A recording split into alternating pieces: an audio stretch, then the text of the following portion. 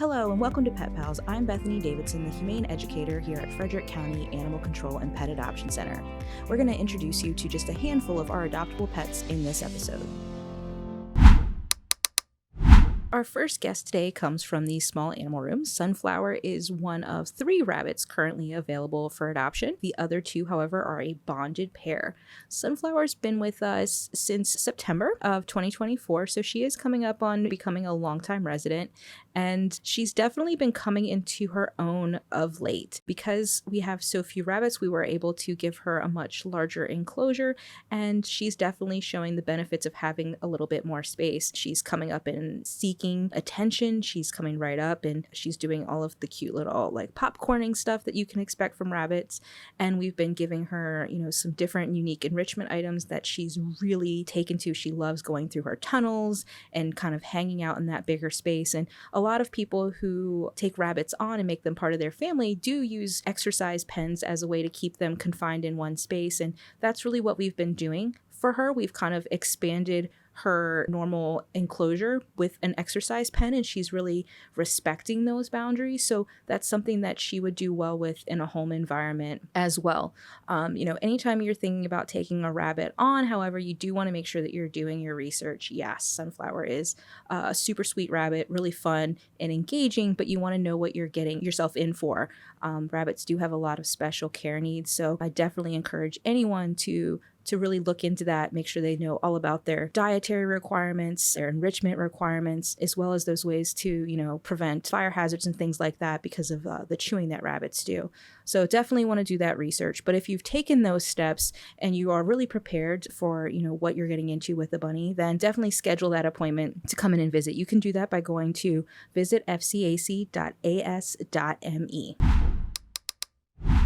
Moving away from the small animal room and into the cat floor, we have one guest for you today on the show from our feline population, and that's Daryl. And right now, our cat population is kind of going up and down. We don't have a large cat population, but we're going from, we have about 10 cats, and then all of those get adopted, then we have about 3 left. And right now, Daryl is one of the few cats that are left at this moment in time available for adoption. And he's a middle-aged guy at 5 years old. He's a handsome guy, but the thing with Daryl is that he's definitely an independent guy who is not afraid to set his boundaries. He enjoys attention. He's very friendly. He's very confident, but he also really enjoys doing his own thing. And he's not afraid to kind of let people know, hey, that's a little bit too much, which, is great because he is using his body language. So he's really going to do best in a cat savvy home with a family that does understand body language and can really read when he is done and doesn't want any more attention. If you're looking for a cat who just wants to kind of come and go and get some attention, but then kind of do his own thing, not,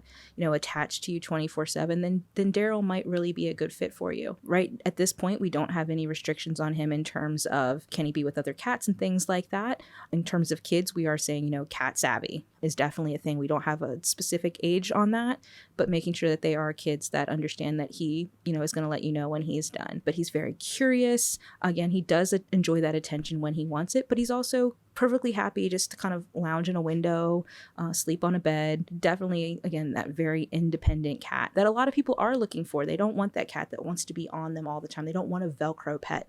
They want somebody that's just their companion, but not super needy. And that's kind of the zone that Daryl lives in. And if that's what you're looking for, obviously you want to, take that next step and make that appointment to meet with him. So you can do that by going to visit fcac.as.me. And because the cat population is shifting so frequently, if you want to, verify if something's available, you can always give us a call first, and you can do that by calling 301-600-1546. As has been the case for a while, we have a lot of dogs to introduce you to today because we have a large dog population at this moment. And the first dog today is Dean, and he is a relative newcomer to the adoption floor, just, arriving here in March. And he's a handsome guy. He's a young guy, just about a year old, a shepherd mix. He arrived here as a stray, so we are still learning about him because he is still, within that 10-day mark at this point of being with us. Definitely an energetic dog. Definitely, one who is, full of energy, wants to get out and hang out and run and play. So making sure that you have a plan to keep him nice and exercised is going to be important. And he really needs those basic manners. It doesn't seem that he's gotten a lot of that. He does have a little bit of a sit, but when he walks, he kind of, weaves back and forth. He doesn't really walk straight. He's got to learn to keep those feet on the floor. So just all of those basics that anyone would expect their dog to learn, he's going to need a new owner to really work with him on those and establish, again, those boundaries of this is okay, this isn't. But that's not anything super unusual. It's something that, a lot of dogs need. He does enjoy affection, but he can be a little bit mouthy. A lot of young dogs, and again, a year old and relatively young, need a little bit of assistance because they do kind of explore the world with their mouth. And so they need that boundary set. He seems to do really well with other dogs, gets excited, wants to play about with them. So doing meet and greets and proper introductions is going to be important, but that doesn't seem like that's going to be much of an issue for him. With Dean, though, you do want to make sure that you're really reading that medical. Dean came in with a large wound on his neck, which is why he wears a harness. He doesn't get, put on a slip lead, or he doesn't wear a collar because that could cause him pain and affect the healing process of that wound. But we've been doing, all of his vet checks. We're checking that out. We're treating that appropriately, but you want to make sure that you're checking that out and kind of making sure that you understand the next steps for that, and that he might be a little bit sensitive about things around his neck in the future. But if you're ready to take on all the excitement that is Dean, you're going to want to make that step to make that appointment and hang out with him and see if he's going to be a good fit for your family. And the way to do that is by going to visit fcac.as.me. For all those of you who believe that 2 is better than 1, we do have a bonded pair on the show today. We have Harley and Quinn. They are American boxer mixes that fall into the senior category. They do look very similar, but there are ways to tell them apart. First and foremost, we have put different colored collars on them. So Harley is wearing a pink collar, Quinn is wearing a green collar. Their faces are slightly different in that Quinn has more of that smushy face and Harley's is a little bit of a longer muzzle. And then the patches on their eyes. Quinn's is on her right side and Harley's is on the left side. So they are pretty easy to tell apart. They also have different personalities. Harley is a little bit shyer, a little bit quieter, still very much needs her sister. And then Quinn, is kind of always got the big smile on her face, a little bit more active, a little bit more vocal, but they are definitely 2 that are extremely bonded. If Quinn moves, Harley will follow her. If they are separated, then Quinn will cry for her. So they definitely need to be bonded and need to be going into a home together. They were unfortunately brought here when a child in the home developed severe allergies. It wasn't safe for the child anymore. They couldn't rehome them on their own. So they're here so that we can find them a comfy, cozy landing spot. But they have previously lived with children. They were raised with infants and toddlers and did well with them. So if you're looking to add animals to your home and you have younger children, that shouldn't be an issue for these guys.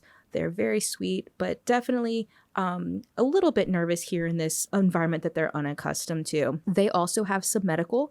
I'm not going to delve super deeply into that, but you definitely want to make sure that you're checking out their medical when you're visiting them to make sure that you have a full grasp on that. And if you need, we can print those things off so you can consult your vet. We can also allow you the opportunity to speak to any of our medical team during your visit. But in order to do that, you have to first book that visit. You can do that by going to visit fcac.as.me.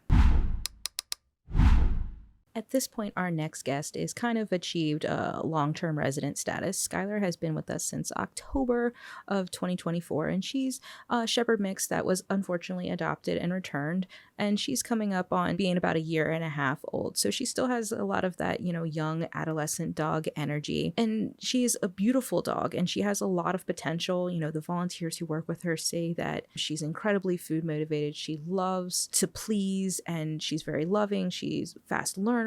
She's food motivated. She loves, to play with her toys. And you would think, well, knowing all of that, why would she still be here? And there's really a couple of things that are preventing Skylar from finding her forever home quickly. And the first thing is that Skylar doesn't really love other dogs, and she, like a lot of our dogs, thinks that, cats are something to play with, like a stuffy.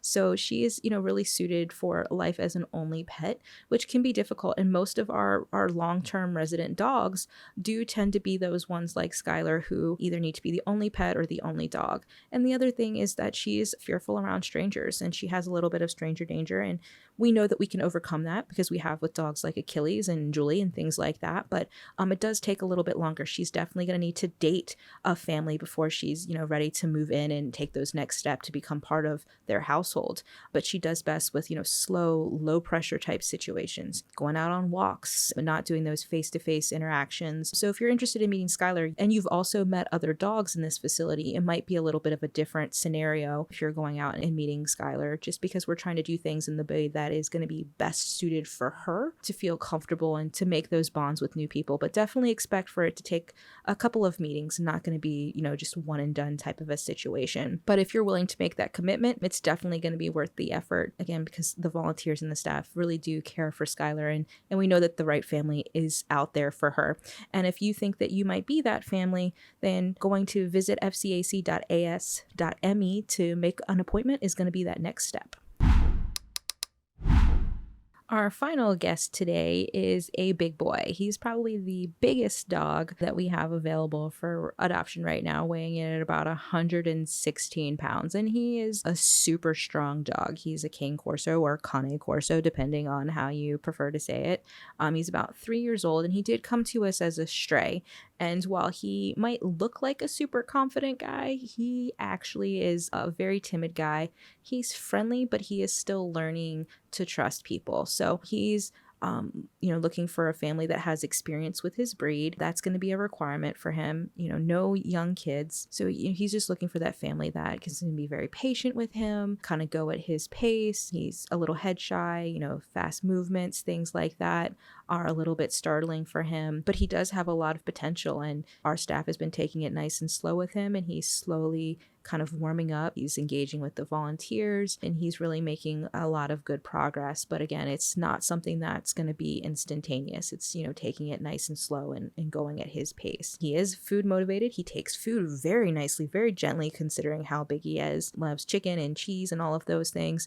And, given his size, it's understandable that he's going to be working on things like polite leash walking and manners. He's been doing really well with that thus far. Doesn't really jump up, pulls a little bit on the leash. He has a nice sit. It can take him a minute to get there, but he does have that. So he is making really good progress here. He is another one of those dogs where you want to read the medical. He has entropion in both eyes, which is a condition where your eyelids actually grow inward instead of outward. So when he's blinking and things like that, it's actually his eyelashes are scratching his eyes. So he's getting some medication for things like that, and that's why his eyes look a little goopy and red at times, but that's something that his owner is going to want to think about, that surgical repair and things like that. So again, you can talk to our vet staff, you can get medical records to take to your personal vet to kind of figure out how that's going to work out, but something to consider if you're thinking about making Trey part of your family. And if that's the case, you're going to want to go to visit fcac.as.me to book that appointment to meet with him. If you want any of that medical information ahead of time, you can always send us an email and ask for that at animalcontrol@frederickcountymd.gov. Thanks for watching. We hope you enjoyed meeting these amazing adoptable pets. Keep tuning in for more.